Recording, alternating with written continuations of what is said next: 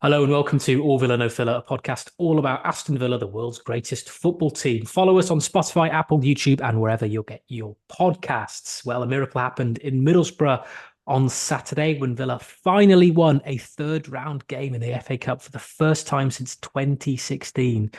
We'll chat about that before Frankie puts another spicy question on my plate. But first things first, Frankie, how are you? Not bad, George, but I am somewhat disappointed because I played FIFA FC 24, as it's now called. I actually downloaded it. I got it, playing it now on the PlayStation, loving life, and started off very well on it. I've been playing as Aston Villa every game, Of all course. great. Battered Chelsea 4-0, taught them a lesson. Pochettino probably handing in his, or getting P45 for it. And But I then played Manchester United and I went 2-0 up. Even in the computer game world, George, Man United still come back and win 3-2. Of course they do.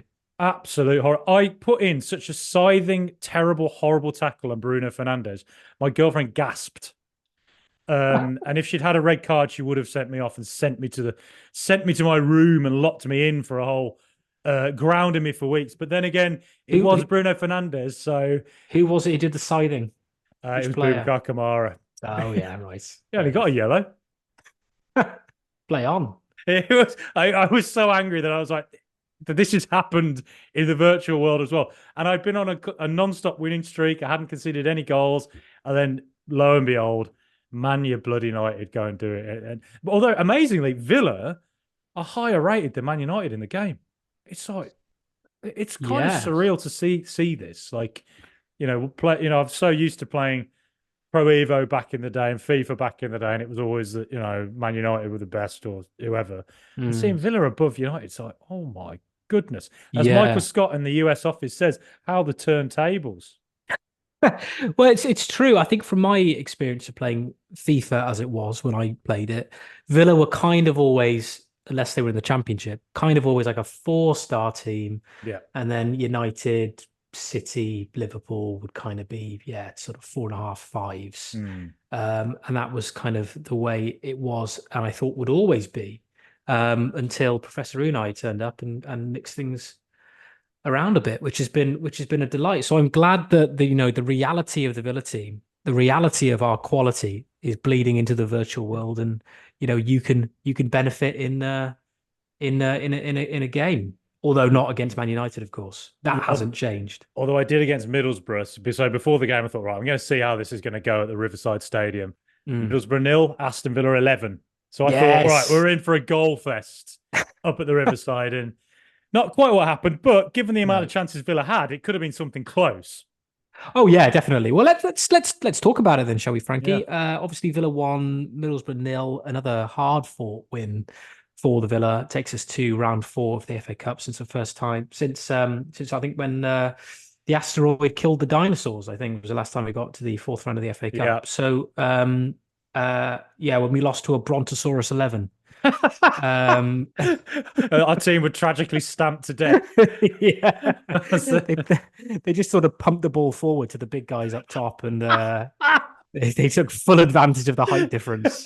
Constant headers. We couldn't win a single header. Yeah, just could not deal with the aerial threat of the Brontosaurus 11. But Yeah. yeah, so we did win. We got through to the fourth round. Frankie, what did you think of that?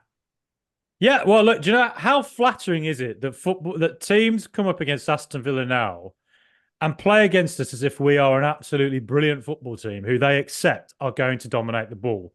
And therefore, they've decided we are just going to sit every player we have behind the ball. It's like when I watch Aston Villa playing these low block teams, there are times when it reminds me of watching the Spanish international team. It's no coincidence that our coaching staff is Spanish, to be honest.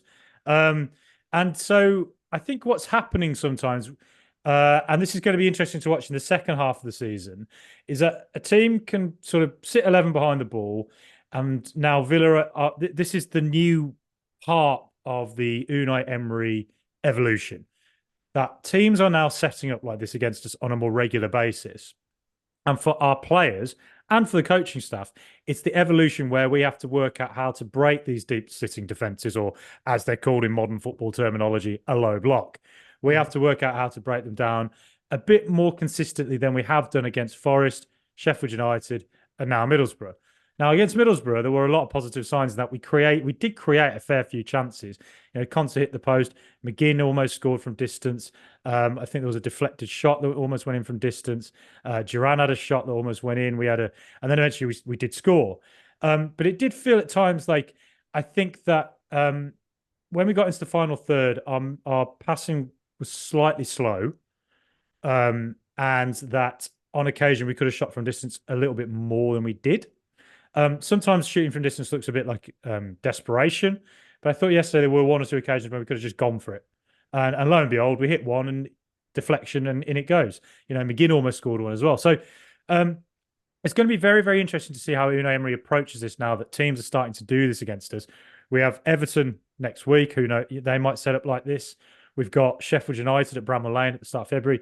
They too will probably set up how they did at Villa Park. So it's just how Villa can sort of find more consistency in breaking down these defenses. We are playing super, super great football under Unai Emery at the moment. And this is a massive flattering compliment to us that teams have now decided they want to do this against us, because this is what they try to do to City, it's what they do to Arsenal, it's what they do to top teams. So that's telling us what we are now under Unai Emery. And I think that for Villa, it's going to be an evolution in the sense the players might have to adapt. Some players might have to get new elements to the game. Unai Emery and Paco Esteran and the coaches might have to see a few new moves that we can work in the final third. Maybe sometimes it might just involve launching the ball into the box a little bit more often. But also, when I talk about the quick interchanges, I thought there were some positive signs between Ramsey and Moreno yesterday. It's great to see them getting back and getting their rhythm back together, because they were brilliant for us last season. And particularly with the addition of Pau Torres, that left-hand side in the second half of the season for Villa could be such a massive attribute for us, as it was last season. To add on to the fact that on the right-hand side with Diaby and Bailey, we've got much, much stronger this season. But with Moreno and Ramsey, we actually should have had a penalty when Moreno was brought down in the second half. And that came about from a really quick pass between Moreno and Ramsey. So a little bit more of that on occasion, I think, would help us.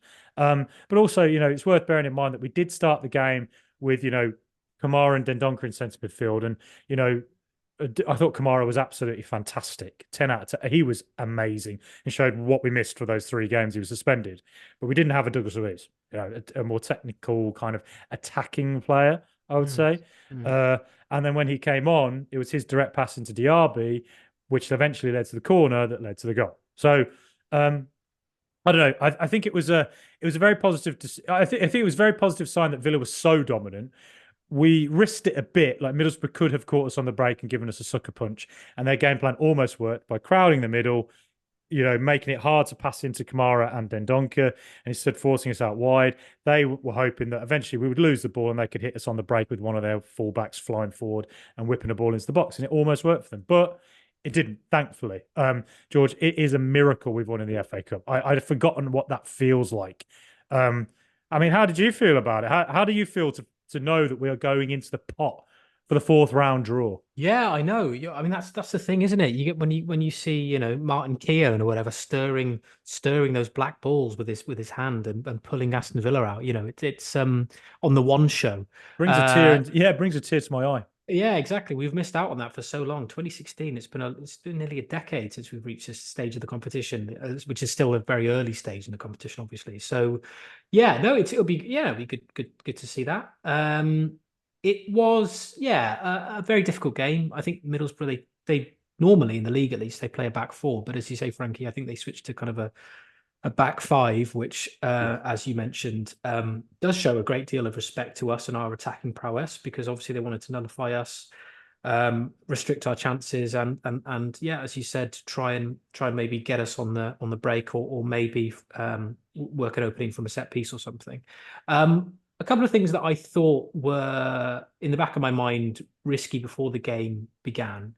This whole thing in the FA Cup where if you play a Premier League side at home, VAR is an operation. But if you don't play a Premier League side at home, like obviously Middlesbrough in the Championship, then there is no VAR, which adds a weird dynamic to the entire competition. It is weird. Essentially, it becomes 2 different games, in my opinion, anyway, because I think VAR's influence is so dramatic. And as you said, I think if VAR was in play, then we would have had the penalty for the foul on Moreno, and it would have made the game much more comfortable for us. But anyway, that's neither here nor there. But that's something I think was kind of on my mind before kickoff, and also given how we play, we do play this very high line, and how many times have you seen this season where a ball is played over the top and a team go on to score, or at least put the ball in the back of the net, and subsequently with a VAR check, or maybe the on-field referee or linesman will flag it off as offside. So there is that risk when you play in a stadium that doesn't have VAR that a goal can be scored that way when if VAR was in place, it would be ruled out for being offside. So that was risky. And I think Consa mentioned that as well. So the defense absolutely had to be switched on. And Borough are a good side. I know they're in the league below, but they're well coached by Michael Carrick. Yeah. They're only a few points off the playoff places, and they're in the semi-finals of the League Cup. Yeah. So they've already had half decent season. I know they'll probably want to make a step up to try and make the playoffs by May. And yeah, they're a decent outfit, and it was an away game, a night game as well. The crowd were kind of up for it. It was a game on TV, which traditionally Villa are terrible in. So yeah, it was really, really good to see us get the win. Another late goal as well, Frankie, to add to the Bournemouth goals, Sheffield United, Burnley. We seem to be making a habit of scoring late on, which is, again, a sign of a good side, the sign of a side that is kind of mentally strong to keep going until, the final whistle blows. I think that was a really good sign for us and augurs well for the rest of the season. And it was great for Matty Cash to score. I think he has come in for a little bit of criticism from the fans. He's been rotated a lot in that right back position with Ezri Konsa. And there's also been a lot of talk about a new right back in January or at least in the summer. That seems to be the one position every fan seems to talk about. We need a new right back because Matty Cash isn't good enough or whatever. Some people have different opinions of him. Maybe that explains his celebration, the old kind of fingers in the ears. I wondered that, yeah. So when I saw that, I thought maybe it's kind of like blocking out the noise. And he's a good player. I think he's a very good player. And on his day, he's a top fullback. But it was good. As I said, it was good that he scored, and hopefully it will do a lot for his confidence. And another point I wanted to mention was obviously, Jhon Durán started. Mm-hmm. He had a couple of decent chances, as you mentioned. And in recent days, we've seen talk of him potentially moving to Milan on a loan or even a permanent. Talk of a fallout with Emery, attitude problems, all the rest of it. What's your take on that? Because Durán is such an interesting guy, isn't he? He's only 20, and he's Colombian international. He's come over from the MLS. Still finding his feet, I guess, in the Premier League in a brand new country as a young man. Yeah. What do you make of that situation? I think he has a massive opportunity here at Aston Villa. At his age, 19, you're playing for one of the greatest coaches in world football. My advice to him, if I was his advisor somehow, would be, you're playing for one of the greatest coaches in world football. Just listen to what he's saying. Listen to what the coaches are telling you, because these guys have all been there and done it. And one day, you may well go on and play for, Real Madrid or somebody like that.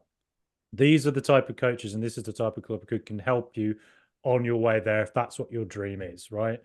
I understand it, fair enough, if he feels that he has to play 90 minutes more regularly. Okay, that makes sense because he's not playing a lot of that. But the fact of the matter is that Ollie Watkins is the finished article. He is the real deal and contributes so much to the team that at the moment Jhon Durán is too raw to be able to do. Jhon Durán has real obvious quality. I think he has a very, very high ceiling potentially if he's able to show that he has the right approach, if he has the right attitude. He's got everything going for him. Physicality, the goal against Palace showed his natural finishing ability. Class, yeah. And, he's a real handful. And there's times when he holds the ball up fantastically well as well. He's got so many raw ingredients. So my advice on that would be, yeah, just you're playing for Unai Emery, and at least just give it to the end of the season and see what happens. You never know. Ollie Watkins might not be available for 3 games, and suddenly you're playing 90 minutes for 3 games straight, and then you can show, well, this is why I think I should be starting. Score goals, make it, show what you've got, and maybe he does need 5 games straight playing 90 minutes to get up to that level and improve as quickly as he wants, and we can't provide that. All right, that's fair enough if that's his argument, but at the same time, I just think whatever this drama is that's happening off the pitch, John Percy's reported on it. There's evidently some noise. There's a bit of a distraction. There's all this social media stuff about, I don't know, unfollowing Villa. I don't know what the truth to all that is, but it's just a bit of a chill out. I know you're young and want everything now, but you're so young. It will come, and it will come. And you're playing with such a brilliant coach. You're going to learn more than you'll ever learn in your whole career playing with this guy. Just listen to him. Yeah. And so, yeah, I think it's. But look, if he's not, fully wanting to be there, if he wants out, well, he's got to go. Like, it's as simple. But if he is going to go, and we have to sell him, well, then it's going to have to be more than we sold last season, because you've got to think of FFP and all that. Absolutely. I mean, he was a player that was brought in before Emery. He wasn't an Emery signing. He was a club signing. Obviously, the club did their research on him and brought him in, and he was heavily linked with clubs like, I think, Man United were linked with him before he came to us. So he's a player, as you said, who has obvious pedigree and has interested some massive clubs in the past. He's still so young, so raw.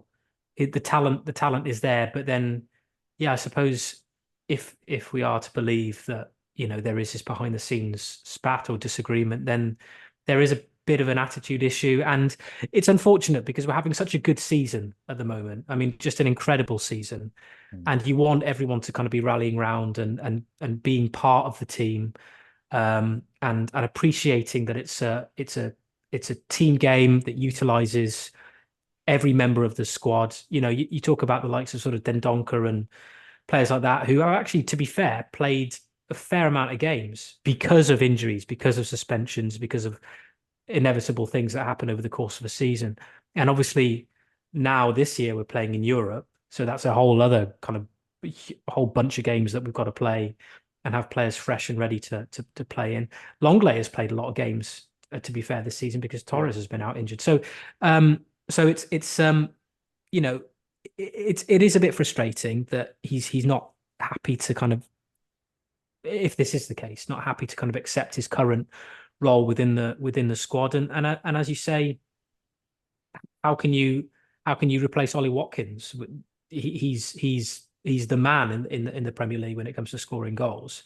He's only really behind Erling Haaland, isn't he, in the Premier League, as someone who is clinical and can finish and is doing everything he can to keep Villa where they are on the table. So you can't really replace him. And at the moment, Durán is getting games. He is getting games in Europe. He is getting games in the cup competitions. He is coming on. He's playing. Player of his age is playing a lot in the Premier League. Exactly. And what I don't want to see is another kind of Carney Chukwuemeka situation where, and look at Carney now. I know he's injured, but even before then, he wasn't really playing games. Has he progressed in his career since joining Chelsea? Absolutely not. So, and I just think how he would be doing under Emery if Chukwuemeka stayed. So I think you have to look at it that way, don't you? But as you say, Frankie, if his heart is set on leaving the club, if he just feels that it's not going to turn around for him at Villa Park, if he's got agents in his ear, you just don't know, saying this wasn't what we were promised, etc., then for the greater good of the team and general morale, I think you probably do have to look at moving him on, but not without having a replacement in place. So I mean, it's the 7th of January, so we're into the transfer window now, so there could be movement, outs and ins. We've already seen, I think Ben Crasine has gone out on loan to Blackburn. Good move. I'm pleased with Ben Crasine. I think he's very highly rated at Villa. I know that for a fact. So former Exeter player as well, wasn't he? Like Ollie. So hopefully he can do well for Blackburn in the Championship, a good league. You know, we've moved Finn Azaz on a permanent deal to Middlesbrough, which is probably expected. We signed him for, well, we didn't sign him. We got him on a free, didn't we? I think Finn. And sold, yeah, we did. Yeah, and sold for 2.5 billion, which in this day and age isn't a lot of money, but it's. It sounded like you said billion then. That's what it was, wasn't it? Was it 2.5 billion? 2.5 billion quid to quality player. As good an investment as 44 billion spent by Elon Musk on Twitter. Or X, yeah, exactly. How many Finn Azazes can you Twitter? So so you know, again, that's a profit. His contract was up at the end of the season anyway, so you know we had to make a decision on him. So yeah, there's movement obviously going on. So potentially Durán could be another one on the way out, but we'll need to get someone in, as I say. George and I could end up like two screaming fans on Arsenal Fan TV as things get heated here in the spicy question. And George, today I ask you, what are the biggest positives and the biggest weaknesses for Aston Villa going into the second half of the season? Oh, that's a tricky one to answer. I mean, obviously, so far this season, the first half of the season has been overwhelmingly positive. It's been phenomenal. The best half of the season I think I've witnessed with my own two eyes, Frankie. You know, sitting second in the table, players playing unbelievable football. The form of the likes of, you know, McGinn, Watkins, Bailey. You know, Pau Torres coming in and doing as well as he's done.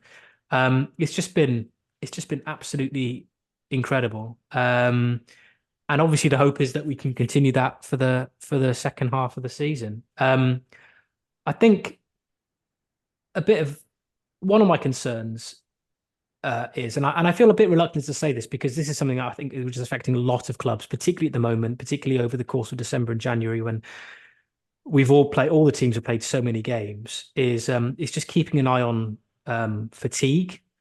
I mean, Emery is a brilliant coach, and I'm sure he has, you know, an endless supply of data about sort of players and fitness and who's capable of playing 90 minutes or who needs to come out or whatever. But I think we certainly looked a bit jaded over the last few games. I think even the games we've managed to win, you know, the Burnley game, which we obviously we managed to turn around. Certainly Sheffield United, Man United, definitely Man United in the second half at Old Trafford. Yeah. We just seem to just run out of steam, and it's just something to keep an eye on, I guess. But that, I think that's always going to be a struggle for a team like us. We're massively overachieving, massively overperforming. And I think maybe to some extent, a lot of it is physical, but some of it perhaps is mental, kind of dealing with the increased expectations, the added expectations, as we've seen against Middlesbrough and other teams in the Premier League we played against when they go for like that low block, back five, soak up the pressure, try and catch them on the break. As you say, that's the formations and tactics reserved for teams that play teams expected to win. So we now going into most of our games expected to win, which is something that as a Villa fan and certainly probably a lot of Villa players just aren't used to dealing with. Now, obviously, it's up to them and Emery to work out a way to win those games, but it will take some time, and perhaps it's got to the stage where certain clubs might be figuring us out a bit more. So, for example, I know a lot of you know, a lot of what Emery does sometimes is to draw the opposition on to press so we can sort of counter that press.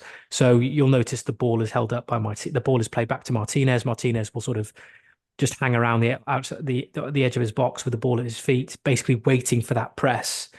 But a lot of teams now aren't doing that because they know that it's basically a bit of a trap. So teams are starting to figure us out.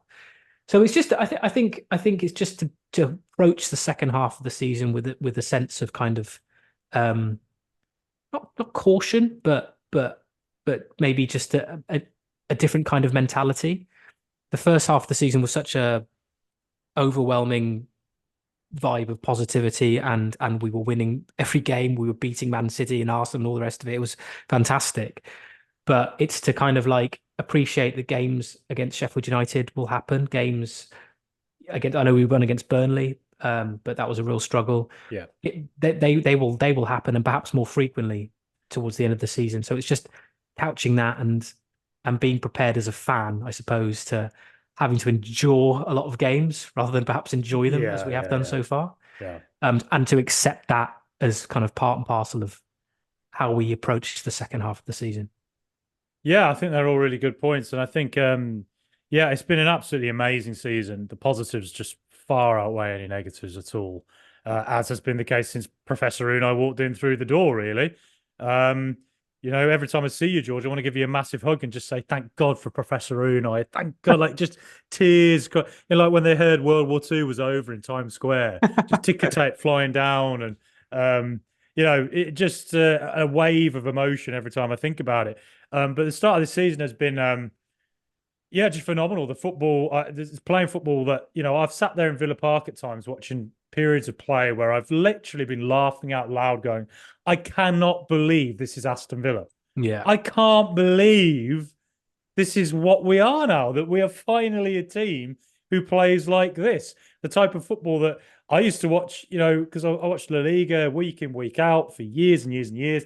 The type of football I used to watch in La Liga and be like, I mean, look at these guys. They're incredible.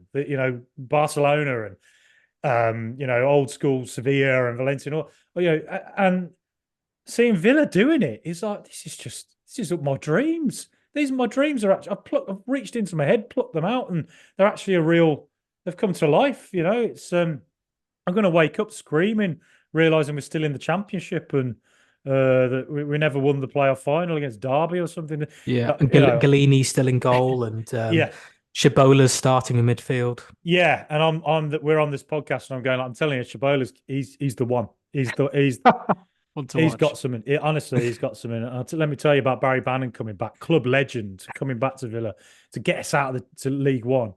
But yeah, I think. So yeah, like I say, the football that we've seen at the start of the season has been amazing, and also the mentality. The amount of times we sort of say, classic Villa would do this, but this Villa don't do that. Yeah. It's literally only the Manchester United game where I think you could say classic Villa, but there was the caveat that I think the Sheffield, Manchester United, and Burnley games, all three of them came about because it was Decemberitis. Tons and tons of games. We went to Bosnia midway through the month as well. Yeah. We beat City, we beat Arsenal, we beat Brentford away, we drew away at Bournemouth. We needed Kamara at Old Trafford, I think. And we'd lost Kamara. We had a few players missing. Torres was missing. Adding to the other players we've had missing all season. So that Tielemans as well. So these are key players that are missing at a time when we were having to use the same players over and over again. McGinn, Louise, Martinez, Watkins. How much football these guys have played? So I think there is a bit of a caveat to say, like, those final three games that, the second half at United, when you've got the crowd behind you, as United did, and, some real quality players in Garnacho and Rashford against a team that just perhaps were just starting to just didn't quite have the energy to rouse themselves, that can happen. Yeah. Of course. But I'd say for the second half of the season, the thing that is obviously, we've talked about it already, and you mentioned it just now, it is just that teams setting up now, preparing better for Villa than they might. They've had a year to study Unai Emery's Villa now. Other teams are going to have an idea of what to do against us. Everton, I'm sure they'll play different against us than they did at Villa Park when we beat them 4-0. Yeah. There will be a lot of sides who try and play us very differently than we did in the first half of the season. It's just how we adapt to that. Like I say, Villa have been very good at adapting. We've shown great mentality. We've been absolutely brilliant at football, but there are going to be teams now that prepare for the high line a bit better. There are going to be teams who play deep defenses against us. And it's just whether, as an evolution of our team, how we evolve with that. And part of the evolution, of course, is going to be some players tweaking their game a bit. Unai Emery tweaking one or two things on the pitch at times that we haven't just seen just yet. And also in transfer windows as well, at some point, finding personnel that might be better in certain situations that we don't currently have. But I don't really want to get into the whole transfer thing because that sounds a bit Stevie G, doesn't it? I just need one more player. I just Well, need another player, and we don't need. It's not that. I'm not saying well, that. It's just can I ask you? I know we had this debate when we were flying and playing really well, and this was before December and the games where we sort of struggled a bit more. And we said, I don't think we need to improve. I say improve, because it's difficult to improve in January. I don't think we need more personnel. I don't think we need to dip into the transfer market. Has your opinion changed at all? well, if Duran goes, yes, we need to replace him, Sure. which is very difficult to do in this month. But that's why But even if he doesn't, if we didn't lose any kind of first team squad players, would you um, would you still go into the transfer market? I appreciate it all depends on the quality of player available in January, which is hard to it's very guarantee. it all comes down to FFP really. It's Mm, how much maneuverability do Aston Villa have? Look at Newcastle. They don't yeah. have a great deal of Newcastle, but the thing is, Newcastle haven't sold a great deal of academy players as we have, so we might be in a better position than they are. Weirdly, even though they got Champions League, because we sold Grealish, obviously we've sold Chukwuemeka, Ramsey, Archer, Yeah. Philogene, probably Pizzazz. Azaz, probably going to sell a couple of others. So, in that sense, that was one of the best things personally I ever did at Villa was focusing on that academy. Yeah. Always from the start when we did that, I always thought that was a brilliant move because it always reminded me a bit of what Chelsea have done and City have done it. It's what you have to do as a club nowadays, particularly with FFP. So it just depends on where Villa are maneuverability wise. And on that, so if I think I'd rather we saved it till the summer. Um, but if we could get a backup goalkeeper that's a bit better than what we got, just in case Martinez gets injured, or there is somebody who could play up front, great. But right back seems to be the position that looks to me the most glaring. I think, just because it does feel like there's the Cash concert thing is a bit of a not sure where Emery sits on it, and it just feels like another backup would probably suffice at right back if they were available. But if we could repeat the trick of like an Alex Moreno, 13 million, probably not Yeah. big wages, and he transformed the whole left hand side of the team last season. If we can do something like that, like a kind of cheaper signing, somebody but who has the ability to transform us in a certain area in a way that we Mm. can't at the moment, then absolutely go for it. But yeah, it's interesting to see what Villa do this window. I doubt there'll be massive amount of movement, but you never know. There might be the odd pickup here or there. Yeah, I think as we found out last January, a lot of people were expecting Emery because it was his first transfer window to be a lot more active than he ended up being. Mainly because it is much more difficult to make transfers in January over the course of just 1 month. Um, and I think Emery was happy to wait until the summer when the market's a lot more flexible and you can actually get sort of much more sort of value for money. It makes sense, and I'm sure Emery again will approach January in the same sort of this January in the same sort of way that if there are players that are not at the level he wants, or if they're overpriced because it's January or whatever, I think he's more than prepared to just wait it out until the summer. As I say, we're massively overachieving as it is. We are still in the title race, whether some people like to admit it or not. But I think obviously the target, I imagine at this stage, is just qualification for the Champions League. And if it's the fifth spot that is enough, then we're already like, I'm touching wood here, and I don't want to tempt fate, but we're in a very, very good position. Yeah, let's put it that way. Yeah. And the teams that are also vying for those, because Liverpool and Man City probably will finish top two, but from third, fourth, fifth, below that, the teams competing for those, the kind of like fourth, fifth spots, Newcastle, Man United, maybe, they're very, very inconsistent this season. So if they continue to be like that, then we've already got, a serious chance of making it already. So I think all he'll want to do is just try and ensure that we just keep getting those points, racking up those points. The title is neither here nor there really, as much as we want it, but it's just getting to a position where we can, make sure that we get in one of those Champions League places. Yeah, and you talk about inconsistency. Arsenal, since we beat them, have just Yeah. really gone off the boil. I did suspect it was again maybe some December tiredness had kicked in a bit for them. And they haven't been in the Champions League for quite a while, and they've come back into it this season, and maybe that's also impacting them in a way they might not have anticipated. But They're I just was they're just they're toothless. uh, Arsenal. That's their problem, yeah, isn't it? at Is the that they've moment got they're they've got looking. kind of like they've got decent attacking midfielders, like forward-thinking players, but there's no one there. Even when Jesus is fit, I Mm. wouldn't class him as someone that's going to guarantee you goals, and I think that's where they're struggling. Yeah, it does feel like the Liverpool game, they lost 2-0. They had a million chances and didn't Yeah, finish them. So yeah, it looked.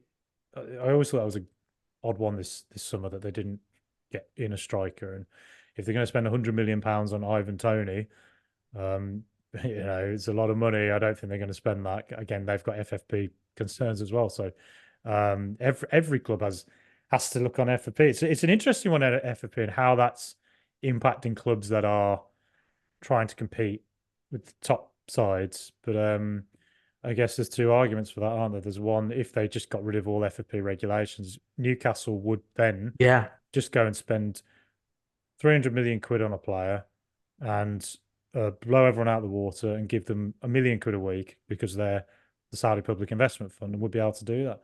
And all that would happen is Newcastle would very rapidly probably become similar to what PSG were a couple of seasons ago. And Mm. I don't think anybody wants that. So it's there's a lot of positives and negatives to FFP, but Yeah. that's just Yeah, I think it's definitely. We talked about when Man City had their takeover, kind of before FFP. We talked about the drawbridge being raised, and now I feel like it is a much more. We're seeing the impact of it now, yeah, where all clubs are having to spend within their means. All clubs are aware of what the limitations are, how far they can push it.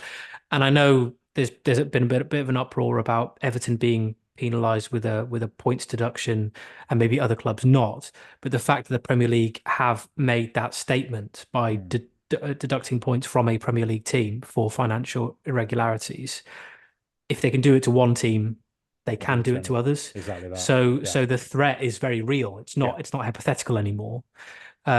So that's something to take into account as well. So we will, the fact that you've got a team like Villa now competing to either win the league or qualify for the Champions League. Newcastle, okay, they've spent a bit of money, but they also have to be aware of financial fair play rules. Um, you know, Tottenham will still be up there, and yeah. it seems to have broadened the amount of competition at the top end of the league. So it can only be a good thing, I think.